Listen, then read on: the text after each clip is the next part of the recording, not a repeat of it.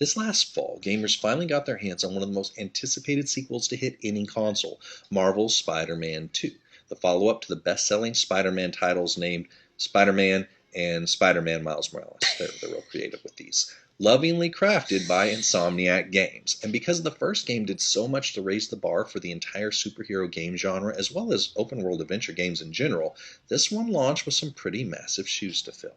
So, what does this mean for Peter Parker, Miles Morales, and all who dare to support them in their battle against crime? As you might expect, it means even more iconic villains, even higher stakes, and a story that pushes both of our friendly neighborhood protagonists to their mental and physical limits. Now, from dangerous adversaries like Kraven the Hunter, the Lizard, the monstrous and iconic nemesis Venom, both Peter and Miles have their web-slinging hands full. And in a proper sequel, that's kind of what we should expect. I mean, who picks up the next game in a series and expects it to be easier than the last one? Strange. Sure, our main characters are stronger. They've grown in their skills and capabilities, but this also tends to draw even more challenging enemies out of the woodwork. And for characters like Peter and Miles, one has to wonder what else could they possibly lose after enduring so much pain in their young lives already. And the unfortunate answer for both of them is that those early struggles were just the beginning, because with great sequels comes even greater responsibility. One of the reasons that the character of Spider-Man has been so relatable for generations is that whether it's Peter Parker, Miles Morales, or any of the other individuals who would don the mask, they did not go out looking for trouble. They weren't rich and ambitious like Tony Stark. They weren't selected by the government to save the free world like Captain America. They're just ordinary people trying to live ordinary lives when a destiny that they never asked for literally bit them and dragged them into adventures that they weren't seeking out on their own. But that miraculous spider bite seemed to come with more curses than blessings. At a young age, these characters had loved ones ripped apart from their lives, were caught up in wars that should have never been theirs to fight, and along the way they still had to find a way to operate as a normal student in school or as an employee on the job while hiding the wounds and scars of these epic battles underneath their clothes. They didn't get to take their tests later. They still had to pass all their same classes. And as these various spider people attempt to find their place in a world that both needs them desperately but typically fails to appreciate them and the sacrifices they're making to make their city a safer place to live, I think we all find a part of ourselves in their struggle. A struggle that only gets more difficult and demanding from each of them in the next game in their series. In our real-world lives, we find a very similar rule present as well. With higher callings and greater destinies comes increased adversity and an ever-growing list of battles to fight. Throughout the scriptures, we can find countless examples of individuals who are given the honor of a mission or a ministry from the Lord that seem to drag them into battlefields they never asked for, through war zones that almost seem punitive. Those selected to serve the Lord from the highest of positions, like Moses or Paul, did so from a place that required the greatest of sacrifices. Moses spending the final 40 years of his life walking in circles around the desert. That doesn't sound like it ever gets fun. And Paul enduring the kind of imprisonments, beatings, and shipwrecks that would even make Spider-Man feel sorry for him.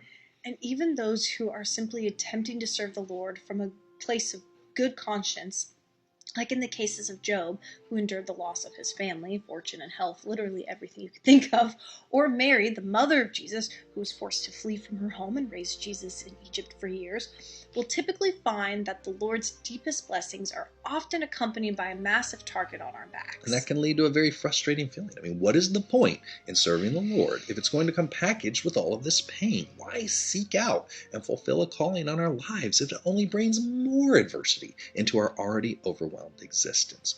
What is the value in being Spider-Man if it only brings more hurt, more pain, more problems, and more responsibilities?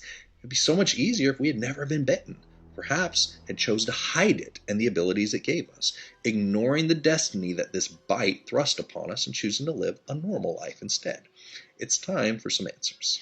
One of the best biblical examples of a young person having their gifts turned into a series of unfortunate events is Joseph, a boy who was gifted with a spiffy new coat and a couple of interesting dreams that had the undesired outcomes of turning his previously comfortable life completely upside down. And Joseph was living a pretty cozy life as one of his father's favorite children when the jealousy of his brothers resulted in him being stripped of his precious coat, carried far from his family and home, sold into slavery in a foreign land. His fancy gifts and dreams didn't seem to be helping him out too much then.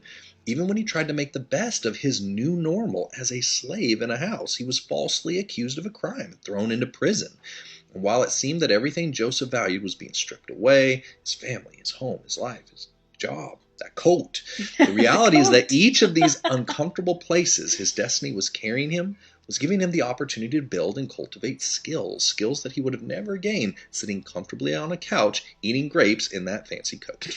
Just can't let go of the coat. Skills that he would desperately need when it was time to face the final boss of his particular predicament. A global famine that would decimate the country and cost countless lives, including that of his own family. If he didn't take action to do what he'd been secretly preparing for through these adverse experiences his entire life, the happy ending to the story, these events that placed Joseph in a position to save everyone who mattered to him, they would have never happened. And when his brothers stood before him in shame and in fear of his response to their villainous actions, Joseph shared the wisdom that could only have been gained from his obedience through these trials. Joseph learned that the evil that was intended to harm him was powerfully used by the Lord to help him save those he could not have reached any other way. A mission he could not have achieved by simply staying safely at home, wrapped up in his colorful, comfortable, you got it, coat. That's right, coat appears again.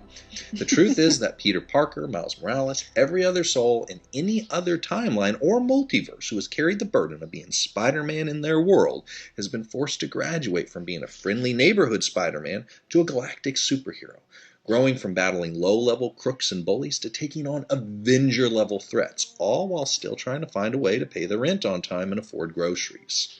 The mission of being Spider-Man didn't make those who wore the suit rich or comfortable. It actually cost them any opportunity to live what could be considered a normal life. And in the sequel to their previous adventures, the stakes will only climb higher, because that is what sequels do. But despite the cost to what they may have originally thought was normal life, they will still dive headfirst towards danger once again, because that is what heroes do. I hope this encourages you today in whatever neighborhood you find yourself serving the Lord from. The devotion that we demonstrate to serve the Lord and the destiny we have each been called to will many times feel like it is bringing even more adversity into our lives than if we had chosen to simply ignore that spider bite and the new responsibilities it is asking of us. That's because it is bringing more adversity into our lives. For every challenge that we overcome, entirely new and more difficult ones will absolutely take their place. Paul said we should count on it. But let's not grow weary in our service to Christ, even when it seems like every action we take on his behalf only causes the target on our backs to grow in magnitude. The beauty of Spider-Man 2 is that while the villains and obstacles that our heroes have to face are only getting more challenging and dangerous, Peter and Miles are not jumping into this game as rookies, nor are they going to face these obstacles alone. They carry what they have learned from their previous adventures into this new game and will only grow stronger as the game progresses. In his infinite mercy and grace, the Lord will never lead us into battles that he has not already planned and prepared for us through the trials we previously endured, trials that were designed to grow our dependence on him as well as strengthen us for the next step on our journey. The fact that our adversaries are growing in difficulty and our adversities are increasing in intensity should not be surprising. That is the nature of sequels, but it is also the nature of sequels that the Lord sends additional helpers to support us, such as Silas and Luke for the Apostle Paul, as well as an abundance of grace far beyond our enemies' most devious strategies to destroy us. As every Spider-Man has learned the hard way, this great power has come with more than just a great responsibility. It comes with even greater adversity. But as every friendly neighborhood servant of Christ has also found, our ongoing adventures and obedience to him are what place us into those intersecting paths with those we are sent to reach. And he even uses the machinations of those who seek to do us harm to move us out of our positions of comfort and into a place where we can do the greatest good. And while we will rarely appreciate the bullseyes that this calling may feel like it brought into our orbit, the reality is these villains were coming for us and those we care about one way or another. And through the Lord's power and authority that He has given us, we will not only engage these undesired difficulties, we will overcome them.